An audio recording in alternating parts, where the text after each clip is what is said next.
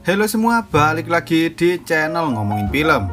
Kali ini kita akan melanjutkan sequel dari film Star Trek yang berjudul Star Trek Into Darkness. Oh ya, bagi kalian yang baru nonton video ini, Mimin sarankan untuk menonton video sebelumnya terlebih dahulu. Karena film ini merupakan kelanjutan cerita dari film Star Trek 2009. Untuk link videonya bisa langsung kalian cek di deskripsi ya. Oke, dalam film ini kita akan dihadirkan beberapa aktor baru, salah satunya yaitu Dr. Strange. Maksudku Benedict Cumberbatch yang berperan sebagai mantan agen Starfleet bernama John Harrison. Lalu akankah John Harrison ini menjadi teman dari Jim dan Spock atau malah menjadi musuh bagi mereka? Wis, ra usah suwe-suwe, langsung saja kita masuk ke alur ceritanya.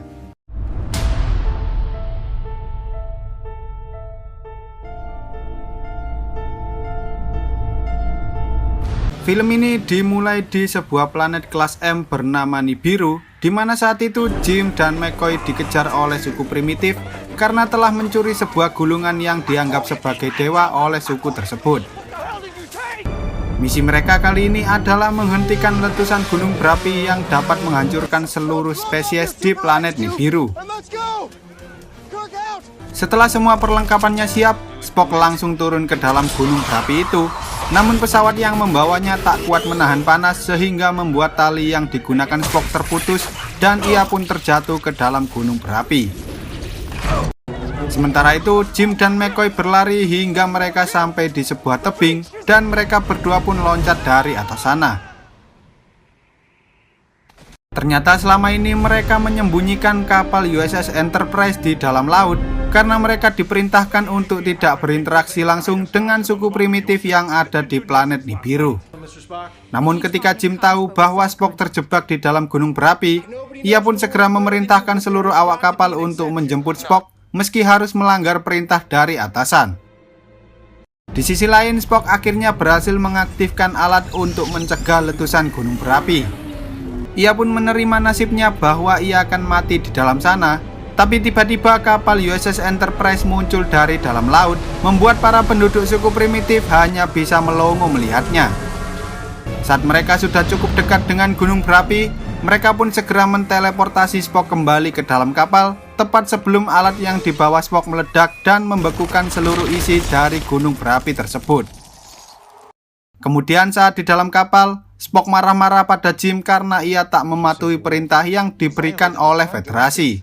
Kejadian itu membuat para suku primitif mengira bahwa kapal USS Enterprise merupakan dewa yang telah menyelamatkan kehidupan mereka, dan film pun baru saja dimulai.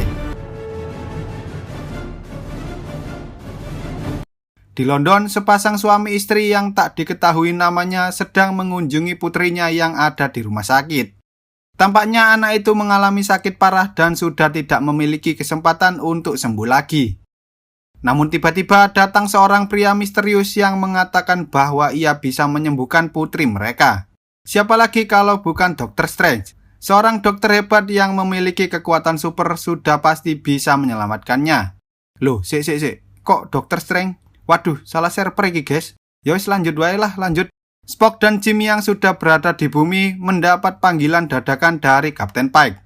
Jim mengira bahwa mereka akan dipilih untuk menjalankan sebuah misi baru serta mendapatkan kapal baru yang lebih canggih.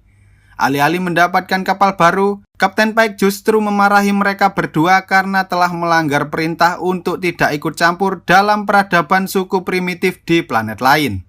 Ternyata Spock yang selalu jujur ini telah membocorkan seluruh kejadian yang ada di planet Nibiru, termasuk perbuatan Jim yang telah melanggar peraturan. Hal itu membuat persahabatan mereka berdua rusak, karena sebenarnya Jim rela melanggar peraturan itu hanya untuk menyelamatkan si Spock.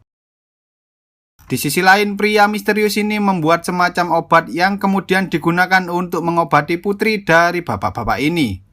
Secara ajaib, obat itu bekerja dengan sangat cepat dan berhasil menyembuhkan anak itu. Mengetahui bahwa anaknya telah sembuh, bapak-bapak ini kemudian pergi ke sebuah tempat untuk menjalani misi rahasia yang telah diberikan oleh pria misterius tersebut. Setelah sampai di sana, ia pun segera mengotak-atik komputer dan setelah selesai, ia pun langsung meledakkan seluruh tempat itu. Sementara itu, Jim yang hendak menggoda seorang wanita ini tiba-tiba dihampiri oleh Kapten Pike, dan mereka pun saling mengobrol tentang masa lalu ketika pertama kali mereka bertemu di sebuah bar. Kemudian Kapten Pike menyuruh Jim untuk bersiap-siap karena Jim akan menggantikan Spock sebagai perwira utama di kapal USS Enterprise yang akan dibawa oleh Kapten Pike. Sementara Spock saat ini dipindah tugaskan di kapal lain, yaitu USS Bradbury. Alasan Kapten Pike tidak mengeluarkan Jim dari misi adalah karena ia sangat percaya pada kemampuan yang dimiliki oleh Jim. Ketika Jim mendatangi kantor utama Starfleet, ia bertemu dengan Spock yang berusaha meminta maaf karena sebagai bangsa Vulkan, Spock telah dididik untuk tidak pernah melakukan kebohongan. Mendengar hal itu, Jim pun memaafkannya karena Spock merupakan salah satu sahabat terbaik yang pernah ia miliki. Tak lama setelah itu, mereka menghadiri sebuah rapat yang dipimpin oleh jenderal tertinggi bernama Marcus. Ia mengatakan bahwa pria misterius yang telah melakukan pengeboman sebelumnya merupakan Komandan Harrison, salah satu pasukan terbaik yang pernah ia miliki. Lalu ia pun menyuruh semua jajaran yang ada di Starfleet agar segera bertindak untuk menangkapnya. Sementara itu, Jim menemukan adanya kejanggalan di balik penyerangan sebelumnya. Ia sangat yakin bahwa serangan itu hanyalah sebuah permulaan. Dan benar saja, tak lama setelah Jim mengatakan hal itu, tiba-tiba muncul sebuah pesawat yang langsung menembaki seluruh orang yang ada di ruangan tersebut.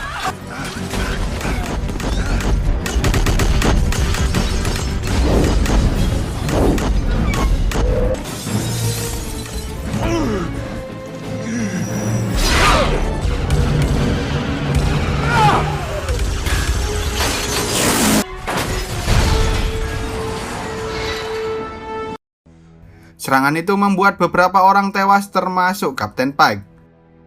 Jim yang telah menganggap Pike sebagai ayahnya sendiri pun berusaha untuk melacak keberadaan Harrison. Dan ia mendapati bahwa Harrison telah menggunakan alat teleportasi portable menuju planet lain yang bernama Kronos. Kronos sendiri merupakan sebuah planet yang dihuni oleh bangsa Klingon, yang mana saat ini pihak Starfleet dan Klingon masih memiliki hubungan yang tak begitu baik. Jim pun mengajukan permintaan untuk menangkap Harrison karena ia ingin membalaskan dendam atas kematian Kapten Pike. Mendengar hal itu, Marcus pun terpaksa menyetujuinya dengan syarat Jim harus membawa 72 torpedo jenis baru yang telah diciptakan oleh Starfleet. Ia menyuruh Jim untuk langsung membunuh Harrison jika saja nanti Harrison memberontak ketika mereka hendak menangkapnya. Sebelum melakukan perjalanan menuju kapal USS Enterprise, seorang wanita bernama Wallis meminta izin untuk bergabung dengan USS Enterprise karena ia telah ditugaskan oleh Marcus untuk ikut bersama Jim. Tanpa pikir panjang, Jim pun langsung menyetujuinya dan mereka berangkat menuju kapal USS Enterprise yang ada di luar angkasa. Setibanya di sana, Scott sebagai ahli mesin di kapal USS Enterprise menolak keberadaan torpedo-torpedo itu, karena ia tak diperbolehkan untuk mengecek isi dari torpedo itu. Namun karena Scott tetap menolak untuk menandatangani surat persetujuannya, Jim pun terpaksa mengeluarkan Scott dari misi tersebut. Setelah melakukan persiapan, Jim pun segera memerintahkan seluruh awak kapal untuk berangkat menuju ke planet Kronos. Di sisi lain, Spock tampaknya menyadari bahwa Wallis merupakan anak dari Jenderal Marcus yang bernama Carol. Carol sendiri meminta Spock untuk merahasiakan keberadaannya dari Jenderal Marcus, dan tiba-tiba saja kapal USS Enterprise berhenti di tengah perjalanan. Ternyata hal itu disebabkan oleh mesin warp yang mengalami masalah, sehingga Jim terpaksa membentuk sebuah tim kecil yang terdiri dari Spock, Uhura, dan juga dirinya sendiri. Mereka berniat untuk pergi ke planet Kronos dengan menggunakan sebuah pesawat kecil. Sebelum berangkat, Jim sempat menyuruh Sulu untuk menggantikannya sebagai seorang kapten. Ia berpesan pada Sulu untuk menggertak Harrison dengan mengatakan bahwa mereka telah membidiknya dengan 72 torpedo tersebut. Kemudian saat Jim tiba di planet itu, mereka langsung diserang oleh pesawat pasukan Klingon sehingga terjadilah aksi kejar-kejaran yang cukup epik. They're closing fast, bearing 285.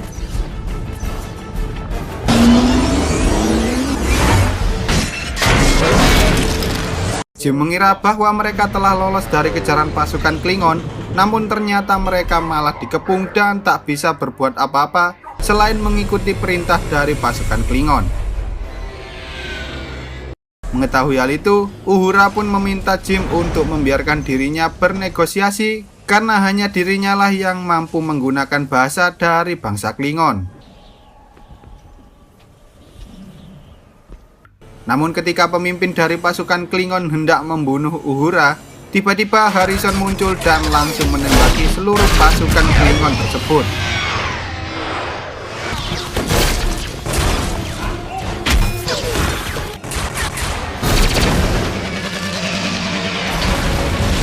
Lalu saat Harrison menyadari bahwa USS Enterprise telah membidiknya dengan 72 torpedo, ia pun langsung membuang senjatanya dan menyerah begitu saja. Meski begitu, Jim tetap menghajarnya untuk membalaskan dendam atas kematian Kapten Pike. Kemudian mereka pun menangkap Harrison dan berniat untuk membawanya kembali menuju markas besar Starfleet. Namun karena Jim masih penasaran dengan niat si Harrison ini, ia pun mencoba berbicara langsung dengan Harrison. 23174611. I can give you 72. And they're on board your ship, Captain. Sementara itu, Scott yang saat ini sedang berada di bumi tiba-tiba saja ditelepon oleh Jim. Ia meminta Scott untuk memeriksa koordinat yang telah diberikan oleh Harrison yang letaknya tak jauh dari bumi.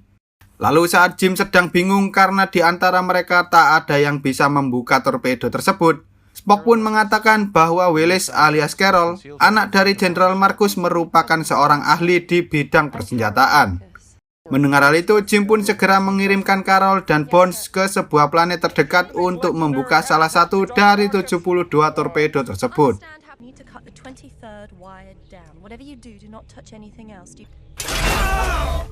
Sir, the torpedo just armed itself. 4, 3,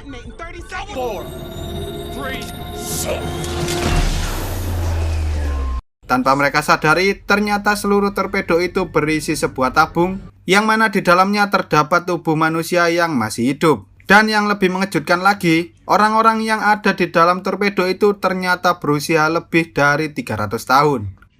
Di sisi lain, saat Scott pergi menuju koordinat yang telah diberikan oleh Jim, ternyata di sana terdapat sebuah markas rahasia yang berukuran sangat besar. Karena penasaran, Scott pun berusaha masuk bersamaan dengan beberapa pesawat yang saat itu juga masuk ke dalam markas besar tersebut. Sementara itu, Jim berusaha menanyakan tentang orang-orang yang ada di dalam torpedo. Dan pada akhirnya, Harrison pun membeberkan seluruh rahasia yang telah disembunyikan oleh Jenderal Marcus. My name is Khan. Centuries we slept, hoping when we awoke things would be... Alexander Marcus needed to respond to design weapons and warships. Marcus used me to design weapons, to help him realize his vision of a militarized star. It was a fiction created the moment I was awoken by your Admiral Marcus to help him. would finally have the war. He talked about the war he always wanted. Tanpa mereka sadari, tiba-tiba saja Jim mendapat informasi bahwa ada sebuah kapal yang sedang menuju ke arah mereka.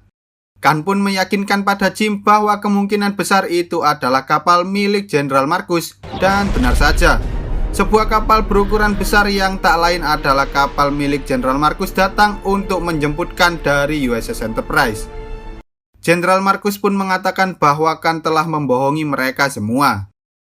Mendengar hal itu, Jim pun mengatakan bahwa ia setuju untuk mengirim Khan ke kapal Jenderal Marcus. Tapi ternyata Jim memiliki niat lain dan ia pun segera kabur dari sana untuk menuju ke bumi. Tanpa mereka sadari, ternyata kapal Jenderal Marcus memiliki sistem yang lebih canggih, sehingga ia mampu menyusul mereka meski sedang berada di dalam warp. Tanpa basa-basi, Jenderal Marcus menembaki kapal USS Enterprise hingga kapal itu mengalami kerusakan yang sangat parah.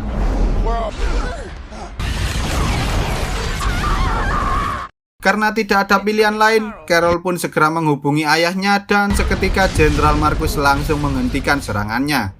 Tapi setelah Marcus berhasil menteleportasi Carol ke kapal miliknya, ia berencana untuk menghancurkan USS Enterprise beserta seluruh orang yang ada di dalamnya. Saat Jenderal Marcus mulai menyalakan senjatanya, Jim pun mencoba meminta maaf pada seluruh awak kapal karena ia tak bisa melindungi mereka semua. Namun tiba-tiba senjata milik Jenderal Marcus mati dan ternyata itu semua merupakan ulah dari Scott yang telah mematikan seluruh sistem di kapal tersebut. Melihat adanya kesempatan, Jim pun terpaksa bekerja sama dengan Khan untuk mengalahkan Jenderal Marcus. Dengan kecerdasan yang dimiliki oleh Khan, mereka berencana melakukan sesuatu yang sangat gila, yaitu masuk ke dalam pesawat Jenderal Marcus melalui sebuah pintu kecil yang akan dibuka oleh Scott. Tanpa berlama-lama, setelah melakukan persiapan, mereka berdua pun langsung melakukan misi tersebut. 3, 2, 1. Copy that. I'm working my way back. Scotty!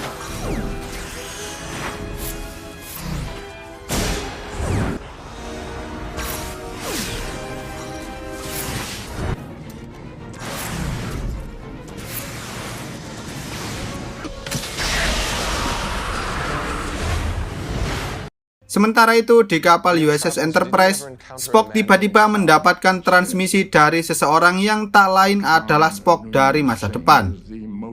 Setelah berhasil mengalahkan pasukan musuh, mereka bertiga segera masuk ke ruang kendali dan menembaki seluruh orang yang ada di sana dengan senjata pelumpuh.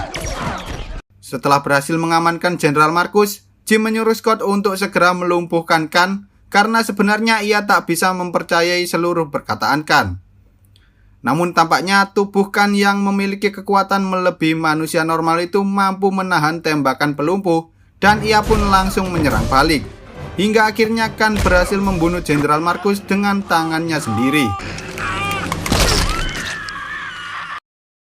Lalu Khan menghubungi USS Enterprise dan menyuruh Spock untuk segera mengirimkan seluruh anak buahnya, atau jika tidak maka ia akan membunuh Jim beserta Scott dan juga Carol. Mendengar hal itu, Spock pun terpaksa menyetujui rencana Khan. Setelah Khan mengirim Jim dan kawan-kawan kembali ke USS Enterprise, ternyata Khan berniat untuk membunuh mereka semua. Tetapi dengan kecerdasan yang dimiliki Spock, Khan tak menyadari bahwa ternyata seluruh torpedo itu telah diaktifkan sehingga kapalnya pun meledak. Meski begitu, Spock tak membunuh satupun anak buah dari Khan karena mereka berhasil mengeluarkan seluruh orang itu dari dalam torpedo. Sayangnya serangan dari Jenderal Marcus sebelumnya telah merusak tenaga pendorong dari kapal USS Enterprise, yang mana hal itu membuat mereka jatuh menuju ke bumi. Kemudian Jim berusaha memperbaiki kerusakannya, namun Scott menghalanginya karena tempat penyimpanan tenaga pesawat itu dipenuhi dengan radiasi yang dapat membunuh mereka berdua. Mendengar hal itu, Jim terpaksa membuat Scott pingsan dan ia pun masuk ke dalam sana sendirian. Di dalam sana, Jim mencoba sekuat tenaga untuk melawan rasa sakit akan radiasi agar ia bisa menyelamatkan seluruh awak kapal, termasuk teman-teman yang selama ini selalu bersamanya.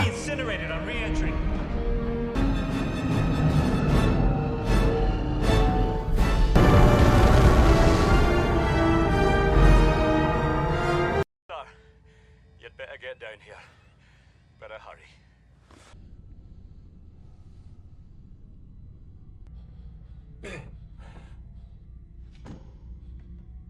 There's a ship. Out of danger.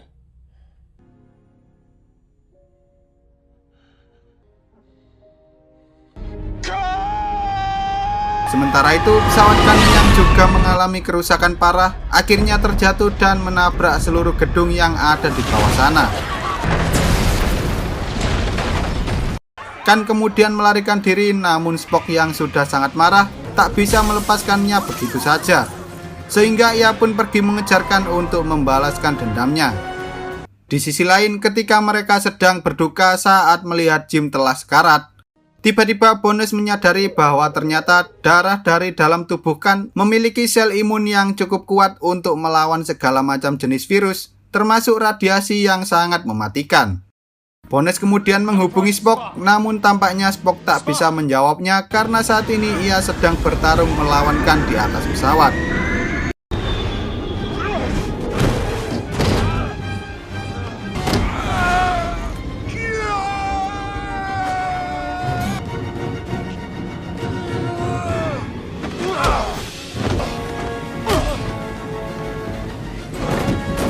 Dengan terpaksa mereka pun mengirimkan Uhura agar ia bisa membantu Spock melawan Zikan. He's our only chance to save her. Beberapa hari kemudian, Jim baru saja terbangun dari tidur panjangnya. Ternyata Bones berhasil menyelamatkan Jim dari kematian dengan cara membuat serum dari darah Khan yang memiliki ketahanan super. Di akhir film, Khan kini kembali tertidur di dalam kapsul bersama dengan seluruh anak buahnya. Sementara Jim kembali menjadi kapten di kapal USS Enterprise dan mereka bersiap untuk melakukan sebuah misi, yaitu menjelajahi seluruh tempat yang tak pernah dijangkau oleh manusia, dan film pun selesai. Sekian dulu untuk video kali ini, semoga kalian semua terhibur. Jangan lupa untuk menekan tombol subscribe lalu nyalakan loncengnya, agar kalian tak ketinggalan dengan video-video terbaru dari channel ini. Mimin pamit undur diri dan sampai jumpa di video selanjutnya.